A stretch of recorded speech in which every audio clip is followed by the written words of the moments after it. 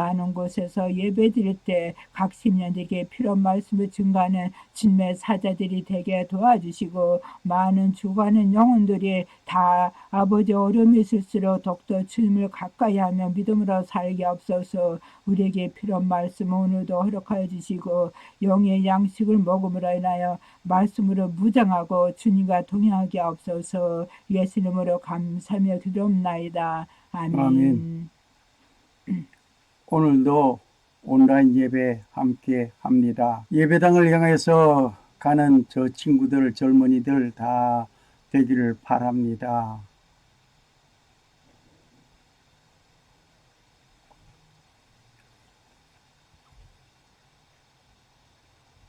오늘은 사랑의 교회 주일 예배 참석합니다. 7월 12일 2020년 예배 설교가 곧 시작되겠습니다. 눈물을 닦아주시는 하나님이라는 제목을 가지고 오정현 목사님 말씀해 주시겠습니다. 눈물을 닦아주시는 하나님. 여러분의 눈물과 우리 모두의 눈물을, 슬픔의 눈물을 닦아주실 하나님 말씀입니다.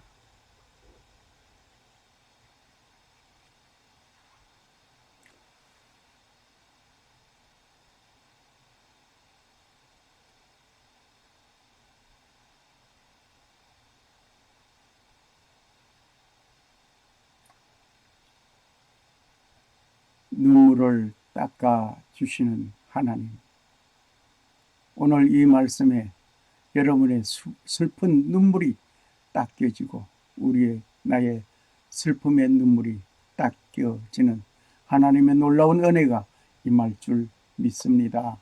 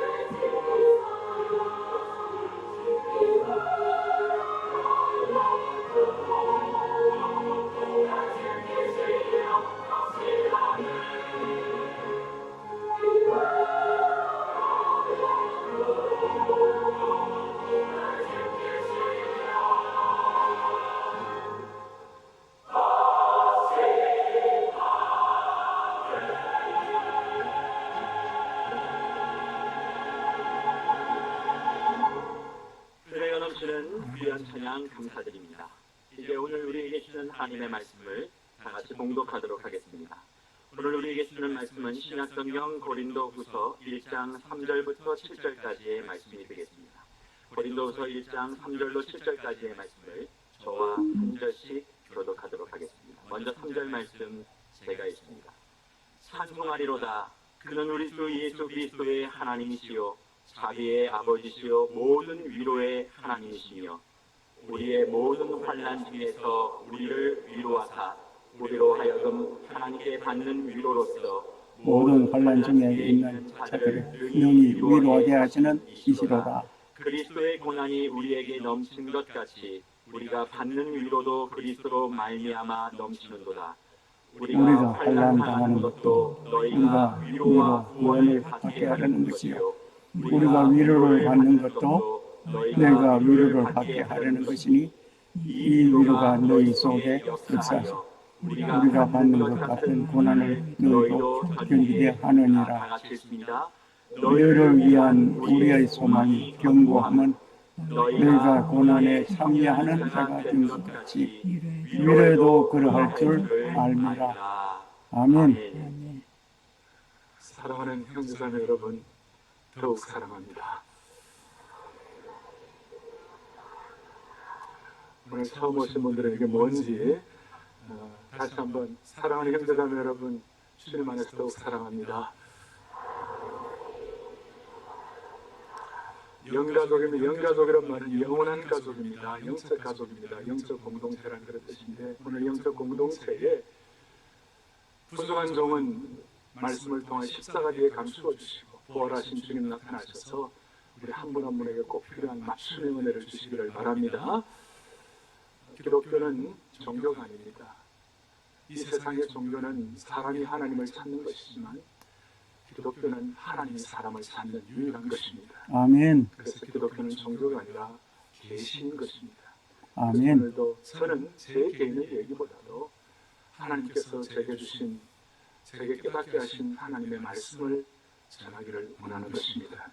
아멘. 오늘 말씀의 제목은 우리의 눈물을 닦아주시는 하나님. 우리의 눈물을 닦아주시는 하나님과의, 좀 더 구체적으로 말하면 우리의 눈물을 닦아주시는 하나님과의 관계 회복을 통하여 인생이 참된 성공이 되기를 바랍니다. 그 뜻입니다. 아멘. 여러분들 모두가 다 영적으로 성공하기를 바랍니다. 지난주에는 제가 사랑에 대해서 말씀을 드렸습니다. 영적으로 성숙할수록 이 가장 중요한 단어, 예를 들면 사랑이다, 아니면 성공이다, 이런 거에 대한 재정의가 일어나야 한다는 것이에요. 지난주에는 사랑이라는 것은 사람을 신뢰하는 것이 아니라 하나님을 신뢰하시는 아가페 사랑을 가지고 앞을 향하여 달려가는 것이라고 했습니다. 아멘. 눈이 아멘. 앞을 향하여 있듯이, 입이 앞을 향하여 있듯이, 그 다음에 두 팔이 앞을 향하는 것이 편하듯이, 두 발이 앞을 향하여 있듯이, 우리의 진정한 사랑은 뒤에 것은 정리하고 앞을 향하여 달려가는 것이라고 말씀했습니다. 할렐루야. 오늘 성공도 마찬가지예요. 하나님과의 관계 회복, 눈물을 닦아주시는 하나님과의 관계 회복의 성공이라는 그 말은 성공이라는 것도 똑같아요. 우리가 미성숙하고 영적으로 자라지 못했을 때는 자기 중심의 성공이에요. 내가 잘 돼야 되고, 내가 은혜 받아야 되고, 내가 축복받아야 되고, 내가 뭐 대단해야 되고 이런데, 그거는 미숙할 때 그런 것이에요. 그런데 성숙하게 되면, 예를 들어 부모가 되면 부모의 성공이 더 낫습니까? 자식의 성공이 낫습니까? 이게 바로 목자의 심정이고, 이것이 바로 성숙함의 하나의 차원이에요. 그러니까 성공에 대한 그 정의도 새로워지는 것이에요. 더 나아가면 우리 공동체가 성공하고, 남이 잘 되면 기쁘고, 남이 잘 되면 감사하고. 여러분, 인생은 내 혼자만의 성공으로 절대로 만족할 수 없게 돼 있어요. 인생이라는 것은 나만의 기쁨만으로 살아갈 수 없는 존재가 되어 있어요. 그리고 우리는 같이 성공하고 같이 잘 되어야 되는 것이에요. 그런 차원에서 오늘 우리가 이 영적 성공에 대한 새로운 진단을 하는데, 그럼 진짜 뭐가 성공인가? 뭐가 성공인가? 저는 목회를 이제 30년 이상을 하면서 제가 많은 결혼식도 주례했지만, 제가 첫 결혼식을 28살 때 30살 되는 분을 주례했습니다. 그래가지고 제가 할 수 없이, 지금은 설교할 때도 가운을 안 입습니다만은 그때 신랑하고 구별하게 가운을 입었어요. 그래서 제가 결혼할 때만 가운을 입어요. 근데 그 결혼식보다 더 중요한 것이 장례식이에요. 제가 수많은 임종을 보아요. 임종 직전의 성도들과 대화를 해보면요, 딱 하나예요.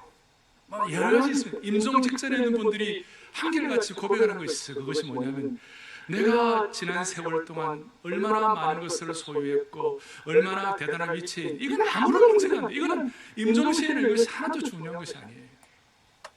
임종 시에 늘 하는 얘기가 주님과의 더 올바른 관계를 고민했고, 그 다음에는 사랑하는 사람들, 가족들과의 관계를 더 고민했고, 그래서 내가 그동안 안타깝고 제대로 하지 못했던 관계가 새로워지면 좋겠다. 그거 대부분 고백이에요.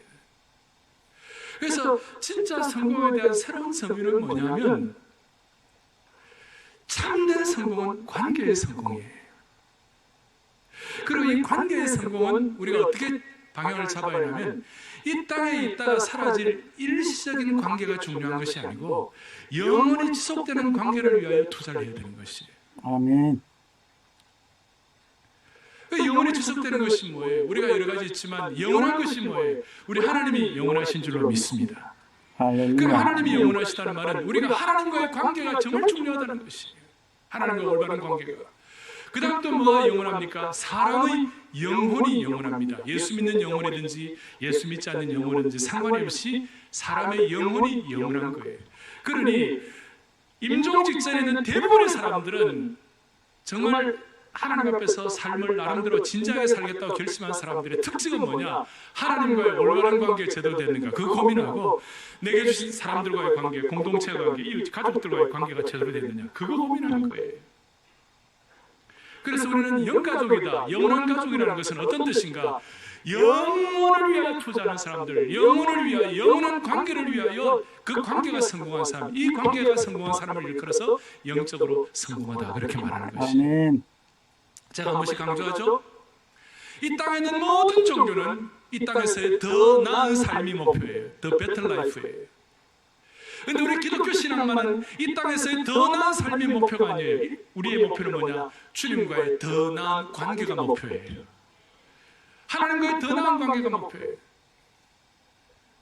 그래서 이 땅에서 더 나은 삶의 목표가 있는 사람들은 어떻게 하면 더 좋은 걸 얻어볼까? 어떻게 하면 더 귀한 걸 얻어볼까? 더 누려볼까? 이 관심이지만 우리는 이 땅이 전부가 다 아니에요. 사랑하는 여러분, 오늘날 예수 믿으면서도 너무 답답한 것이 이 땅이 내 인생의 결론이라고 생각하고 사는 사람들이 많아요. 우리는 이 땅의 삶이 우리의 삶의 결론이 아니에요. 우리는 영원한 세계가 우리 앞에 기다리고 있어요. 여러분, 여기에 대해서 영적인, 복음적인 눈이 띄어야만 되는 것이에요. 그래서 우리는 이 땅에서의 더 나은 삶의 목표가 아니라 우리는 주님과의 더 나은 관계가 목표인 것이에요. 그러면 어떻게 하면 우리는 이 예배를 통해 우리는 날마다 또 우리가 말씀을 통해 우리 매일매일 신앙생활할 때마다 우리의 목표는 뭐냐면 어떻게 하면 주님과의 더 나은 관계를 갖게 하실 것인가? 주님과의 더 나은 관계를 어떻게 하면 주님을 더 사랑할까? 주님을 더 기쁘시게 할까? 주님을 더 깊게 알아갈까? 이것이 우리의 목표가 되어야 되는 것이에요. 다시 한번 정리합니다. 그리스도인의 삶의 성공은 관계의 성공이에요. 아멘. 관계가 성공이라는 것이에요. 그런데 우리는 얼마나 관계를 희생하고 있습니까? 우리의 삶의 종착역에 섰을 때 겉으로는 성공했을지 모르지만 관계를 희생했다면 우리는 과연 행복할까요? 오늘 제가 볼 때에 마귀가 우리 인생을 망쳐놓기 위해 유혹하는 거짓말 넘버원이 뭐냐면 관계를 희생하고 성공에 매달리라 하는 것이에요. 우리가 영가족 더욱 사랑, 영원한 가족 더욱 사랑 사실을 한 이유도 이 관계 회복을 위하여 하나님과의 더 나은 관계, 하나님과의 더 전적 위타의 관계, 그리고 사람과의 관계. 저 같은 경우는 우리 사랑하는 성도들과의 관계, 사랑하는 양떼들을 어떻게 지킬 것인가, 어떻게 더 섬기고 사랑할 것인가, 이것이 제 목표인 것이에요. 그런데 오늘날 우리 주위에 보면 너무나 중요한 관계가 사라지고 있어요. 요한복음 15장 5절에 보면 나는 포도나무 너희는 가지라고 그랬어요. 그리고 나를 떠나서 너희가 아무것도 할 수 없다고 그랬어요. 뭘 말하는 거예요? 주님과의 관계의 중요성을 말씀하시는 거예요. 그런데 오늘 교회에서부터 이 관계가 사라지고 있습니다. 세계적인 기독교 미래학자인 문화학자인 레너드 스위스라는 분이 계세요. 유명한 분이에요. 닥터 스위스는 오늘날 이 교회가 관계를 잃고 10년만 남았다고 합니다. 교회 내에 이 참다운 공동체의 영적인 그리스도의 보혈과 피흘림의 관계가 사라지기 시작하고 10년, 자기 주장, 자기 스타일, 자기 신앙 스타일 10년만 남았다는 것입니다. 그리고 관계는 이 우주를 지탱하는 영혼이다. 그런데 이 영혼이 병들었다는 것입니다. 사랑하는 교우들이여, 관계보다 신념과 신앙 스타일에 집중하는 교회가 되면 교우들이 서로를 이해하고 품는 대신에 자기 주장하면서 비판하고 정죄하느라고 인생의 그 좋은 시기를 다 놓치고 그 황금기 같은 중요한 시간들을 다 낭비하고 마는 것이. 여러분, 그런 차원에서 우리는 진정한 성공에 대해서 얘기할 때 인생은 관계이고 나머지는 부수적인 것을 믿으셔야 하는 것이에요. 무슨 말입니까? 세상에서 아무리 성공하다 하더라도 관계가 성공하지 않으면 성공이 아니에요. 그러나 사업이 실패하고 세상적인 일에 실패했다 하더라도 배우자의 관계에서 정직하고 올바른 관계를 맺었다면 자녀와의 관계에서 올바른 관계를 맺었다면 그것이 성공하는 삶이라고 말할 수 있어요. 세상 일에 성공했다 하더라도 가족 간의 관계에 실패했다면 더 이상 성공이 아닌 것이에요. 다시 한번 우리 주위를 살펴보십시다. 마지막 숨을 쉬면서 가족 간에 더 마음을 쏟지 못한 것을 후회하는 경우는 많지만 더 일을 많이 하지 못해서 후회하는 사람들은 별로 없어요. 가장 중요한 것은 관계인 것입니다. 그리고 이 관계가 제대로 회복되기 위하여 참으로 중요한 것을 하나 말씀을 드리겠습니다. 그것은 뭐냐? 나를 위로하시는 하나님의 위로를 제대로 깨닫고 또 내가 다른 사람들을 위로하는 위로자의 관계가 되는 것입니다.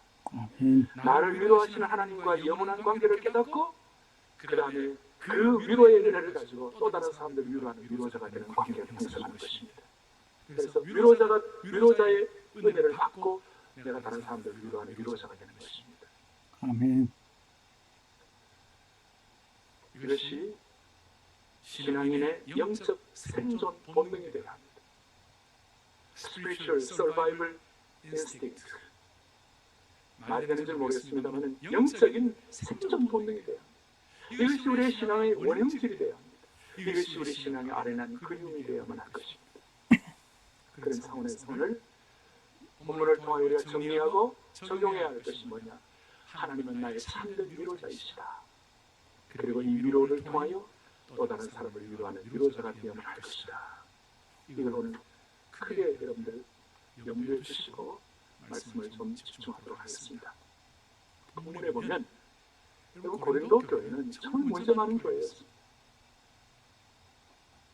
엉망이었습니다. 그래서 그 교회를 향하여 바울 사도가 막 질책을 하고 꾸중하는 것도 있지만 앞부분 좀 그랬지만 고린도후서 뒷부분에 와서는 뭐라고 하느냐? 오늘 이 본문을 말씀하시는 거예요. 질책하고 경책받고 그 다음에 어떤 면에서는 상처받아 마땅한 이 고린도 교회를 향하여 3절부터 오늘 몇 절 안 되는 이 본문 가운데서 위로라는 말이 10번이나 나옵니다. 어떤 구절은 한 절에 위로라는 말이 4번이나 나옵니다. 참 놀라운 구절입니다. 어떻게 이럴 수가 있나? 그래서 오늘 이 첫 번째 우리가 적용하고 생각할 것은 참된 위로는 하나님께로부터 비롯된다. 아멘. 그 위로는 하나님께로부터만 받는 것이다. 아멘. 그 다음에 더 중요한 것은 위로는 하나님의 본성인 것이다. 아멘. 왜냐하면 이 위로라는 말이 파라클레시스라는 단어예요. 그런데 이 위로라는 말이 본래는 하나님의 본성이라는 말은 성령 하나님이 헬라어로는 파라클레토스라는 말이에요. 그러니까 똑같은 말이에요. 성령 하나님은 위로자라는 말이고 위로라는 말이 파라클레토스, 위로라는 말이 같이 연결되어 있는 것이에요. 이 위로자라는 말은 우리가 힘들고 어려울 때, 고통당할 때, 상처받을 때 하나님으로 위로하신다 그런 뜻이죠. 그런데 제가 우선적으로 왜 이렇게 위로라는 말이 많이 등장했을까요? 고린도 교회 문제 많은 교회에 하나님 왜 위로라는 말을 많이 썼을까요? 답은 단순한 것 같아요. 그때나 지금이나 박혀받는 그때나 지금이나 오늘 이 시대가 위로가 필요한 시대인 줄 믿으셔야 합니다. 왜 위로가 필요합니까? 상처가 너무 많기 때문에 그렇습니다. 수많은 상처가 우리 주위에 있습니다. 제가 오늘 병원을 진행하는데요. 병원 옆에다가 구석 건물이 뭐라고 써냐면 트라우마 센터 그래서 놨어요. 트라우마 상처란 말이에요. 많은 예기치 않던 수많은 상처들로 점철된 인생 아닙니까? 너무나 상처가 많기 때문에 위로가 필요하기 때문에 위로란 말을 많이 쓰지 않았나 그렇게 생각을 해요. 그리고 하나님의 본성이 위로라는 것을 왜 가르쳐 주시는데 여기에서 제가 한 가지 생각할 것이 있어요. 오늘날 교회를 향하여 질타하는 분들 가운데 강단 위에서 사람들의 죄를 지적하고 사람들을 경책하고 사람들을 도전하고 강단에 그러지는 못하고 맨날 강단에서 사람들을 위로하는 설교를 하면서 위로하는 설교를 하면 사람들의 마음을 이렇게 마사지를 하는 그런 설교를 한다고 그렇게 막 비난하고 도전하는 그런 분들도 있어요. 뭐 그게 틀린 말은 아니에요. 그거 필요할 때가 있어요. 그렇지만 진짜 인생의 쓴맛, 고통, 고난, 죽음의 자리, 완전히 녹아지는 자리, 그런 걸 경험한 사람은 그런 말 함부로 할 수 없어요. 어떤 사람도 하나님이 우리 인생의 무거운 짐을 대신 져주지 않으시면 우리는 평생 허리를 펴지 못한 채 신음을 하며 살아갈 수밖에 없는 존재임을 실감하는 사람이라면 하나님의 위로가 필요 없다고 위로하는 설교에 대해서 함부로 그런 말 할 수 없어요. 복음인 거예요. 우리같이 희망 없는 사람들에게 우리가 언제 하나님 예수님께서 이 땅에 태어나시라고 우리가 요청한 적이 있습니까? 하나님의 일방적인 사랑을 통하여 우리를 위로하시는 그 축복 아닌 것입니까? 그리고 우리가 마사지처럼 이렇게 위로만 받아가지고 내 그래 위로가 되었다 이렇게 하면 그건 안 되죠. 그러나 제가 말씀한 것처럼 내가 받는 그 위로를 통하여 또 다른 사람들을 위로하는 차원으로 올라가면 그것은 진짜 하나님 주시는 참된 성공의 은혜라고 말할 수가 있는 것이에요. 아멘. 그 성숙의 차원이 다른 것이에요. 오늘 한국교회 강단에 위로나 하고 그 다음 도전이나 질책이나 죄 문제를 이렇게 얘기하지 않는다 그렇게 말한 것은 함부로 말한 것이 아니에요. 우리가 정말 인생이 어렵고 고통 많고 상처 많고 위로가 필요한 것을 안다니까 함부로 말할 수 없어요. 대신 우리는 이 위로 설교를 통해 위로받고 또 위로가 필요한 사람들을 위로해야 하는 소위 상처받은 치유자가 되어야만 하는 것이에요. 할렐루야. 상처받은 치유자가 되어야 하는 것이에요. 지금 여기서 위로의 말을 10번을 하고 있고 파라클레시스라는 위로라는 말을 또 하나님의 본성인 위로자라는 이 성령님을 그래서 보혜사 성령님이라고 그래요. 보혜사 성령의 말은 도우시는 분, 위로하시는 분, 컴포를 그러니까 우리를 정말 위로해 주시는 분이라는 뜻이에요. 그건 어떤 뜻인가 하면 옆에서 누군가를 도와준다는 뜻이에요. 이런 장면을 상상하시면 돼요. 어느 날 창밖을 내다보고 있는데 어떤 사람이 등에 가득 짐을 지고 힘겹게 걸어가고 있어요.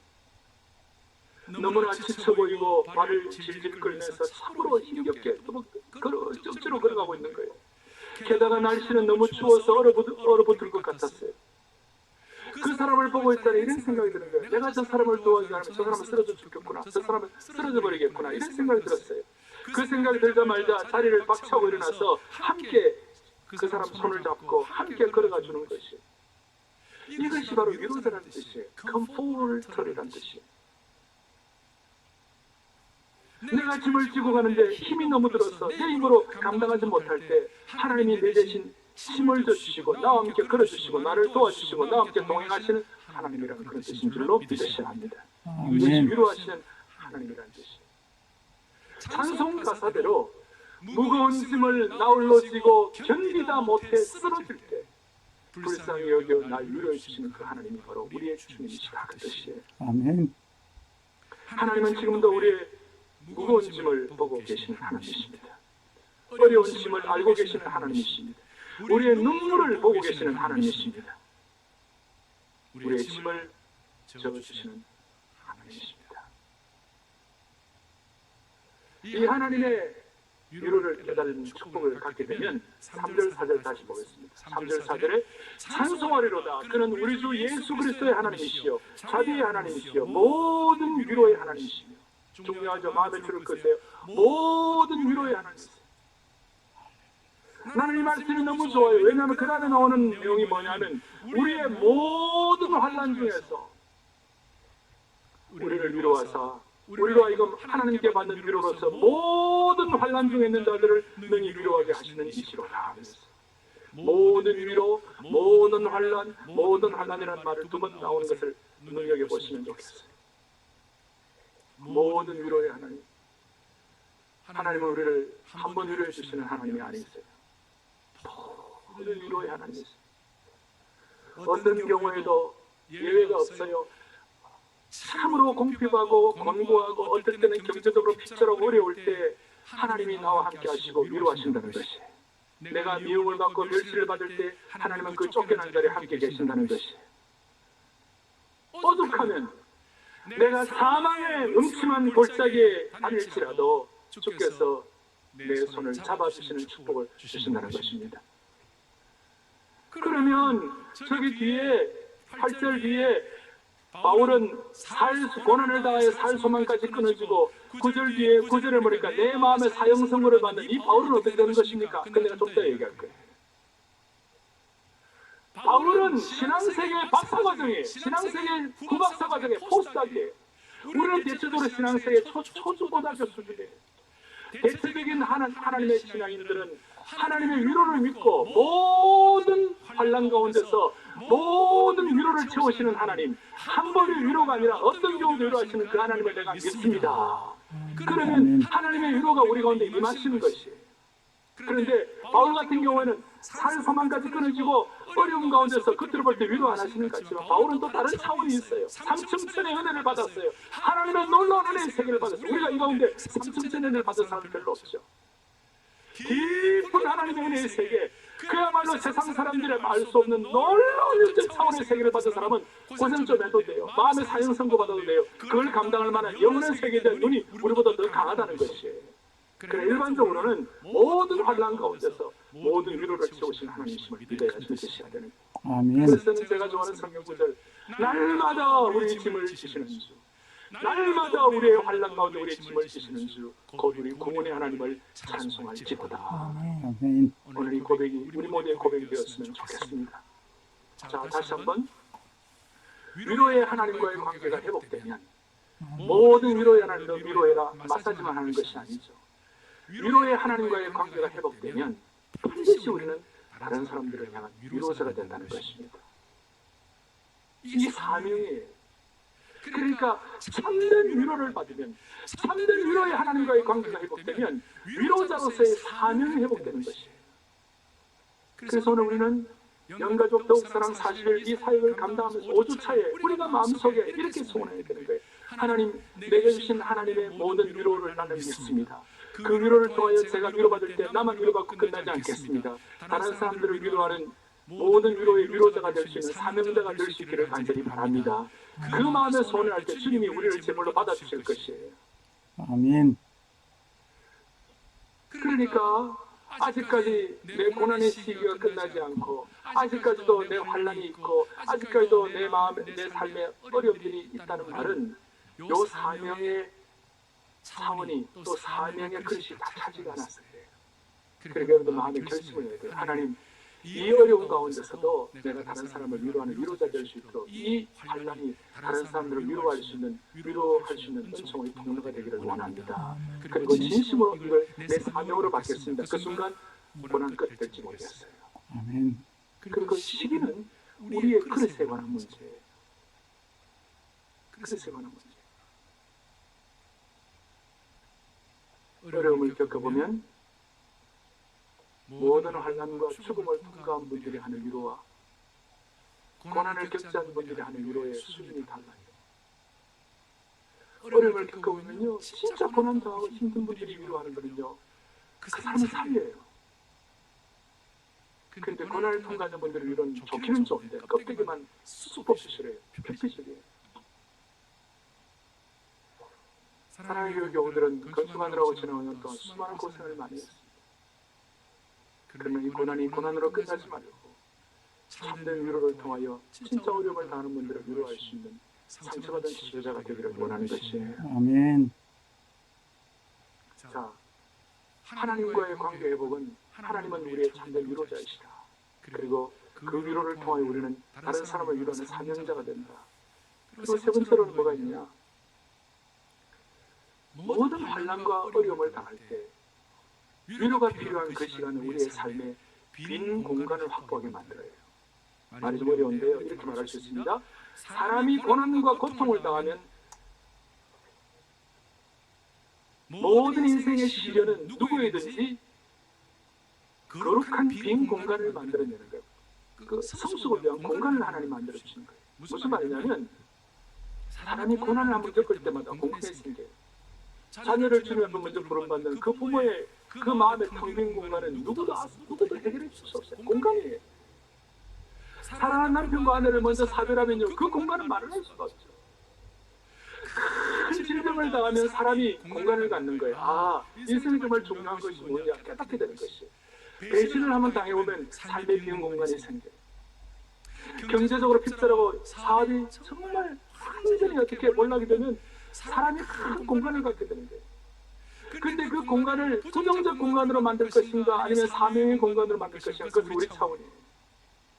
그 빈 공간을 어떤 사람은 한탄하고, 그 빈 공간을 어떤 사람은 괴로워하고 미워하고 원망하고 후회하고 트라우마, 상처로 채우는 사람들이 있어요. 심지어 거기에다 쓴뿌리로 채우는 사람들도 있어요. 그럴 때 그 공간을 그런 식으로 채우면 결과는 뻔합니다. 그 삶의 열매는 뻔한 것입니다. 인생의 메마름과 황폐함과 각박함으로 연결되는 것입니다. 그런데 삶이 공간이 생겨요.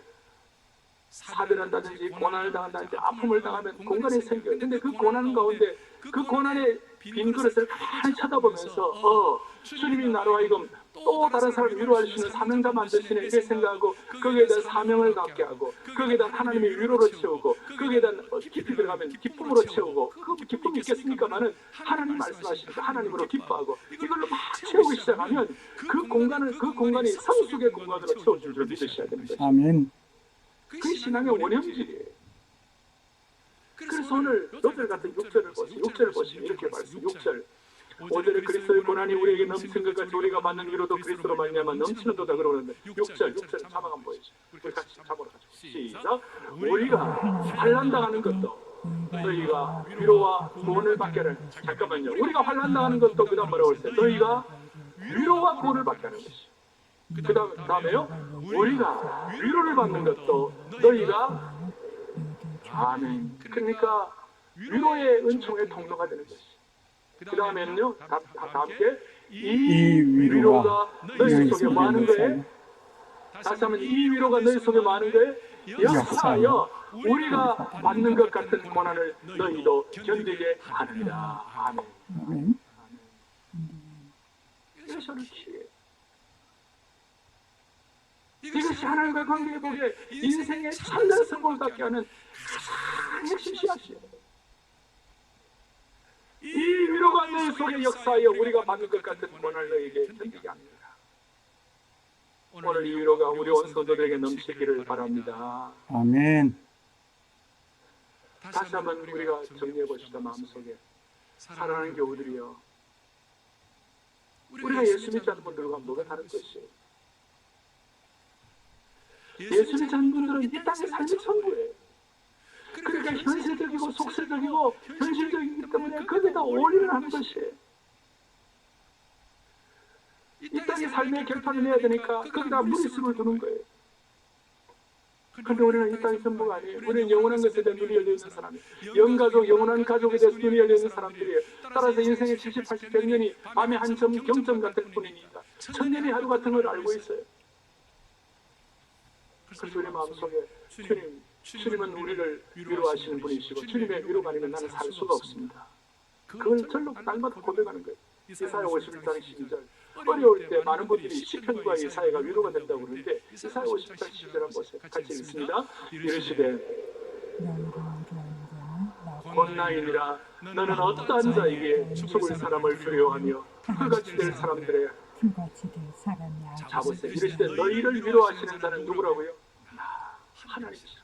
아멘. 여호와 하나님이 너희를 위로하시는, 하나님은 우리를 위로하시는 분이시다. 그러니까 참 위로를 하나님께로 받으라 그래요. 그런데 너희들은 도대체 어떻게 됐길래 죽을 사람을 두려워하며 칼같이 될 사람의 아들을 두려워하느냐. 주여. 어려움을 겪을 때 저 이사야의 말씀이 얼마나 위로가 된지는 몰라요. 진짜 위로자는 나 하나님이시다, 그것이. 아멘. 이것이 연기가 되어서 요한계시록 21장 3절 4절 다 같이 보겠습니다. 내가 들으니 보좌에서 큰 소리가 들리되 보라 하나님의 장막에 사람들과 함께 계시되 하나님이 그들과 함께 계시니 그들은 하나님의 백성이 되고 하나님은 친히 그들과 함께 계시니 4절 다 함께 모든 눈물을 그 눈에서 닦아주시니 다시는 사망이 없고 애통하는 것이나 고가는 것이나 아픈 것이 다시 있지 아니하리니 처음 것들이 다 지나갔으리라. 아멘. 아멘. 모든 눈물을 그 눈에서 뭡니까? 닦아주셨다. 다시는 사망이 없고 애통하는 것이나 고가는 것이나 아픈 것이나. 우리는 세상 사람들과 다른 이 놀라운 영적 차원을 경험하고 있는 거예요. 오늘 이 시간 우리의 모든 눈물을 닦아주신 주님을 찬양합니다. 아멘. 우리의 아픔과 고통과 상처의 원인인 사망과 애통하는 것과 공하는 것이 있고 아픈 모든 것들이 다시는 없어진다고 그랬어요. 여러분 여기에 대해서 우리가 영적인 눈을 뜰 수 있기를 바랍니다. 이 소망 때문에 우리를 견디는 것이에요. 이 소망에 대한 차원과 이 소망에 대한 깊이와 이 소망에 대한 영감과 이 소망에 대한 회복이 바울 사도는 우리보다도 훨씬 뛰어났어요. 우리보다도 더 놀라운 박사가 들어가고 있으니까 마음의 살 소망까지 끊어지고 마음의 사형 선고까지 받는 그런 뒤에 7절 8절에 나오는 그런 고난의 역사가 있어도 모든 눈물을 닦아주시는 하나님에 대한 강도가 우리보다도 훨씬 진하다는 것이에요. 그러니까 견뎌내는 것이에요. 아멘. 사랑하는 교우들이여, 이 하나님의 위로를 믿고 견뎌내시기를 바랍니다. 아멘. 견뎌내시기를 바랍니다. 아멘. 그럴 때 우리는 우리의 삶의 빈 공간이, 고통과 어려움 가운데 생긴 빈 공간이 아픔과 상처와 원망을 통해서 그걸 채워서 그야말로 황폐한 인생 되지 않냐고, 거기를 사명과 위로를 채워서 새 차원으로, 신앙의 다른 차원으로, 놀라운 차원으로 올라갈 수 있는 축복을 하나님 허락해 주실 것입니다. 저는 아멘. 창세기 43장을 보다가, 여러분 야곱은 우리와 비슷한 인생이고 야곱은 우리와 비슷한 스타일이에요. 근데 그 말씀 보다가 참 야곱이 어떨 때는 멀었구나, 어떨 때는 놀랍구나 이런 느끼는 창세기 43장 6절 좀 보세요. 읽어보겠습니다. 이스라엘에 대해 너희가 어찌하여 너희에게 또 다른 아우가 있다고 그 사람에게 말하여 말을 들었게 하느냐. 자, 저기 보면 이 사건을 이스라엘이 야곱입니다. 야곱이 변화된 이름이 이스라엘. 야곱이 이르되 자녀들 보고 너희가 어찌하여 또 다른 아우가 있다, 베냐민이 있다고 그래가지고 나를, 이 베냐민 요셉도 잃어버렸는데, 저때만 하더라도 요셉도 잃어버렸는데 베냐민까지 잃어버리면 내가 어떻게, 네 괴로움을 어떻게 견디느냐고 그랬어요. 왜냐하면 야곱이 가정의 제일 큰 문제가 편애였거든요. 야곱이 요셉과 베냐민을 너무 사랑하고 나머지 여자들은 뭐 두 아들보다 좀 이렇게 덜 사랑했죠. 그러니까 그 야곱의 나름대로의 관계가 엉망이죠. 그런데 요셉도 잃어버렸는데 베냐민까지 없어진다 그러니까 너무 마음이 아파갖고 질책하는 것이, 이 야곱의 빈 공간이 아직까지 제대로 올바른 걸 채우지 않고 아직까지는 질책하고 비판하고 원망으로 남아있는 거예요. 하나님 놀라운 일 주셨고, 창세기 43장 14절 보겠습니다. 시작. 전능하신 하나님께서 그 사람 앞에서 너희에게 은혜를 베푸사 그 사람으로 너희 다른 형제와 베냐민을 돌려보내게 하시기를 원하노라. 그 다음 중요합니다. 내가 자식을 잃게 되면 이르리로다. 난 저 말씀하면서 가슴이 찡한 거예요. 야곱이 저렇게 변했구나. 내가 자식을 잃게 되면 이르리로다. 다른 말로 하면 저 순간 하나님을 전적 위탁하는 것이에요. 그러니까 그 마음의 빈 공간이 이제는 영적인 눈이 열리고 성숙하기 시작한 거예요. 관계에 대한 성숙이 시작된다. 그렇다. 내가 하나님과의 관계가 형성되어 있으니까 내가 자식을 잃으면 이리로다. 누가 자기를 어렵게 하면 어려움 당하리로다. 누가 자기를 당하게 하면 내가 당하리로다. 내가 자식을 잃으면 이렇게 되리로다. 참 대단한 선포를 하고 있는, 그렇게 하나님께서 은혜를 주셔서 저는 고백을 하게 되니까 곧 얼마 있어서 창세기 47장에 오면 그 야곱이, 이 참 깨보이하고 그 악착같은 야곱이 내가 자식을 잃으면 이리로다, 그런 고백을 통해 성숙하게 되니까 당시 당대 최고의 제국 이집트의 파라오를 축돌라는, 그를 축복하는 그런 큰 하늘의 그릇이 될 수 있도록 만들어주신 것을 믿고 감사를 올려드리는 것입니다. 오늘 사랑하는 교우들이요, 우리 다시 한번 마음속에 하나님은 참 위로자이시다, 그 위로받은 사람들은 또 다른 사람을 위로하는 사람이 될 수가 있는 것이다.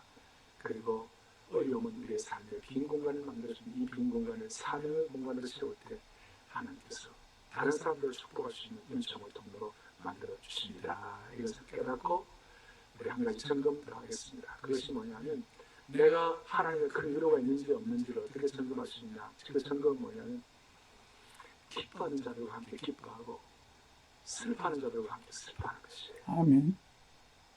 다른 말로 하면 남들의 기쁨이 내 기쁨이 되는 것이고, 남들의 슬픔이 내 슬픔으로 감정이입이 되는 것이에요. 남들이 잘 되면 내가 좋아하고 남들이 잘 되면 내가 기쁜 것이에요. 근데 한국 사람들은 이거 참 잘 못해요. 남들이 잘 되면 배 아픈 거예요. 이건 안 되는 것이. 이건 하나님의 참된 위로를 경험하지 못하기 때문에 생기는 병리 현상이에요. 사랑하는 교우들이요, 오늘 이 공동체에 있는 모든 분들은 남이 잘 되면 같이 기뻐하시기를 바래요. 아멘. 그래서 위로를 받은 사람들이 갖는 삶의 생활 형태의 백미가 뭐냐? 로마서 12장 15절에 같이 읽겠습니다. 즐거워하는 자들과 함께 함께 즐거워. 즐거워하고 우는 자들과 함께 울라. 놀라운 말씀이에요. 내가 진짜 하나님의 위로를 받는 사람의 특징은 뭐냐면 즐거워하는 자들과 즐거워하고 우는 자들과 함께 우는 것이. 저 말씀은 인생은 나 한 사람의 기쁨만 갖고는 절대로 살아갈 수 없는 존재예요. 나 한 사람의 위로만 갖고는 이 힘든 세상을 살아갈 수 없는 존재예요. 모든 인생은 우리 주위에 하나님이 주시는 풍성한 위로와 즐거움과 감격이 있는 그 감격을 같이 나눠야만 살 수가 있는 존재가 바로 하나님의 백성들이에요. 그래서 우리는 영가족이라고 그러는 것이고 영적 가족이라고 그러는 것이고 영원한 가족이라고 하는 것 바로 거기에 있는 것이죠. 다시 얘기합니다. 어떤 인생도 자기 혼자만의 기쁨, 자기 혼자만의 슬픔, 자기 혼자만의 능력만 갖고 살아갈 수 없는 존재로 하나님이 만들어주신 것이죠. 그래서 우리는 함께 기뻐하고 함께 오는 것이죠. 저는 지난 한 주간도 어떤 분들이 참 좋은 사위감을 얻었다, 어떤 분들이 좋은 며느리감을 얻었다, 또 어떻게 좀 가정의 축복이다, 이런 얘기를 들으면 제가 마음이 너무너무 기뻐요. 그리고 그 기쁨이 막 기뻐하는 순간 그분의 기쁨은 내게 막 전이 되는 것 같아요. 한국 사회가 남들이 기뻐할 때 같이 기뻐할 수 있는 기쁨의 공동체 됐으면 좋겠어요. 그렇게 우리가 이 공동체 같이 살아가는 것이. 그래서 똑똑한 사람들이 너무 많아요. 욥의 새 친구, 욥이 고난당할 때 욥의 새 친구가 뭐라고 그랬어요? 욥의 고난을 분석하고 연구하고 묵상하고 논문 썼어요. 그 욥기에. 그런데 다니엘의 새 친구는 함께 풀무불을 들었을 때 연구하고 묵상하잖아요. 같이 들어갔어요. 오늘 우리 사회는 이 뭐가 문제다 너무 쓰면 안 돼. 그거 하면 안 돼. 오늘 우리 사회는 뭐냐? 같이 함께 울고 함께 기뻐하고 함께 즐거워하는 영적 공동체가 되어야 되는 것이죠. 아멘. 아멘. 오늘 그 마음을 우리가 정리해야 하는 것이죠. 하나님의 위로자이시다. 남들을 위로하는 사명자가 되어야 한다. 우리의 텅 빈 공간을 함께 채워야 한다. 그런데 이것을 체크하기 위하여 우리의 기쁨이, 우리의 위로가 너 혼자만 끝나면 같이 가야 한다. 이것이 이 몸의 통전성입니다. 우리는 그것을 몸이라고 그랬어요. 눈에 보이는 유형교회는 사랑의 교회, 이 공동체뿐만 아니라 걸어다니는 유형교회, 우리 자신이 몸의 통전성을 느껴요. 지난주에 제가 사랑을 정의할 때는 팔이 앞으로 있고 눈이 앞으로 있고 말씀드렸어요. 그런데 오늘은 몸의 통전성에 관해서 하나님 위로에 대해서 얘기할 때 이렇게 말하셨어요. 한 사람이 위로받으면 한 사람으로 끝나는 것이 아니라 모두가 다 위로받고 모두가 다 축복받는 통전성의 은혜가 우리 모두에게 있으면 좋겠어요. 무슨 말이냐? 탁구를 해요. 세계 탁구 선수권 대회를 하는데 우리 탁구 선수가 나와가지고 탁구를 하는 거예요. 그러면 탁구는 오른손으로 오른손 잡고 오른손만 갖고 탁구를 치는데 오른손이 잘했어요. 그런데 우승하면 누가 영광을 받는 거예요? 오른손만 영광 받지 않고 온몸이 영광을 받는 것이에요. 아멘. 이게 몸의 통전성이에요. 이게 공동체의 통전성이에요. 축구를 합니다. 축구는 발로 합니다. 오른발 자기 같으면 오른발로 골을 넣습니다. 월드컵에 나가지고 우리 한국 선수 누구가 오른발로 3골을 넣었어요. 해트트릭 했어요. 그리고 그걸 통해서 이겼어요. 그러면 그 사람이 영광이죠. 신문에 대문짝만 나가고. 근데 그 사람 입장에서 오른발이 한 거예요. 오른발이 했는데 온몸이 축복을, 온몸이 영광을 입어요. 그런데 그 사람의 영광이 있으니까 11명 축구팀이 다 영광을 받는 것이에요. 그 11명 축구팀의 영광을 받으니까 온 나라가 기운이 소진해 부정적으로 힘들어하는 나라가 온 나라가 축복을 받는 것이에요. 야구 우승하니까 야구는 이걸로 하는데 발로 하는데 팀이 영광을 받고 전체가 영광을 받고 온 민족이 기뻐하는 것이에요. 이렇게 우리가 양편 다 승리하는 경기를 해야만 하는 것이에요. 아멘. 그래서 눈물을 닦아주시는 하나님의 위로는 나만의 위로로 끝나는 것이 아니라 모든 환난 가운데 있는 사람들을 모든 위로를 채우셔서 하나님이 역사하셔서 우리로 하여금 몸의 통전성을 느끼게 하시고 사랑의 식구들이 영가족의 은혜를 가지고 하나님 영광 돌릴 수 있도록 만들어 주시라고 믿습니다. 아멘. 사랑하는 교우들이여, 우리 교회는 반포대로 121번지입니다. 우리는 이 자리를 사명의 대로 121번지가 되기를 원합니다. 은혜의 대로 121번지가 되기를 원합니다. 오늘은 하나님의 위로를 통한 사명의 대로 121번지에 우리의 삶의 주소를 만들므로만 여러분 때문에 수많은 영혼들이 위로받아 한국교회 역사를 새롭게 집필할 수 있는, 여러분 개인의 역사를 새롭게 집필할 수 있는 하나님의 신실한 종들 되기를 주님의 이름으로 축복합니다. 아멘. 다시 손을 얹겠습니다. 하나님 아버지 감사합니다. 가슴에 손을 얹었습니다. 우리의 진정성을 주님 앞에 표현합니다. 오늘 이 자리에 이 예배 참석한 모든 성도들 한 명도 영적으로 실패한 자 없게 하여 주시옵소서. 평생 관계가 성공하게 해주시기를 소원합니다. 하나님과의 관계, 위로의 관계가 성공하게 해주시고 그 위로의 능력을 가지고 이웃을 위로하는 위로의 축복의 근원이 되게 하여 주시옵소서. 아멘. 우리의 눈물을 닦아주시는 그 하나님 때문에 우리는 이 땅이 우리의 삶의 종결편이라고 생각하지 말고 영혼을 향한 눈을 뜨고 모든 눈물을 닦아주시는 그 하나님의 능력을 가지고 우리 때문에 함께 기뻐하고 함께 우는, 함께 감사하는 그런 참 신앙의 영광스러운 공동체로 삼아 주실 줄 믿사오며 위로의 근원 되시는 예수 그리스도를 받들어 간절히 기도 올리옵나이다. 아멘.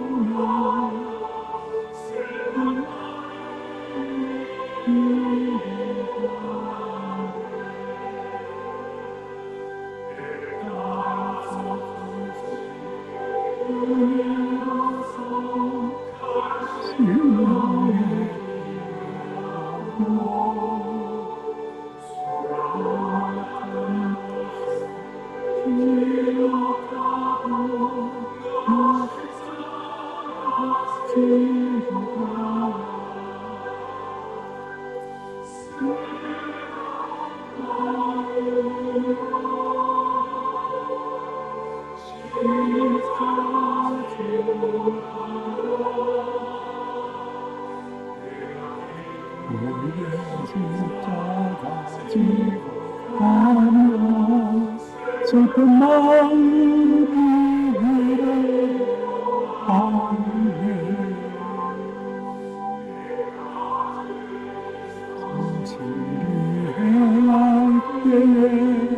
주님 앞에서 상받으리.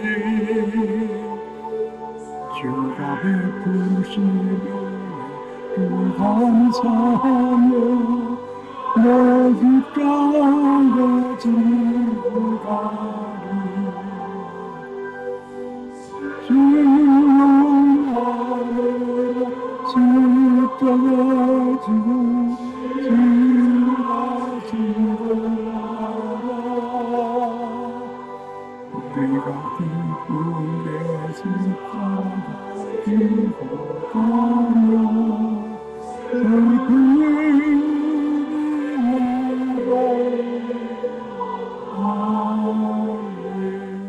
지금은 성도를 지키시고 은혜 베푸시고 평강 주시기 원하시는 성부 하나님 아버지의 사랑과 나의 죄와 허물을 용서하시기 위하여 십자가에서 못 박혀 돌아가신 예수 그리스도의 은혜와 다시 오실 재림의 주 예수 그리스도를 고대하는 자와 눈물을 닦아주시는 하나님의 위로의 하나님의 그 놀라운 은혜를 은총을 누리며 같이 살아가기를 원하는 저들 머리 위에 이제로부터 영원토록 함께 계실지어다. 아멘. 아멘.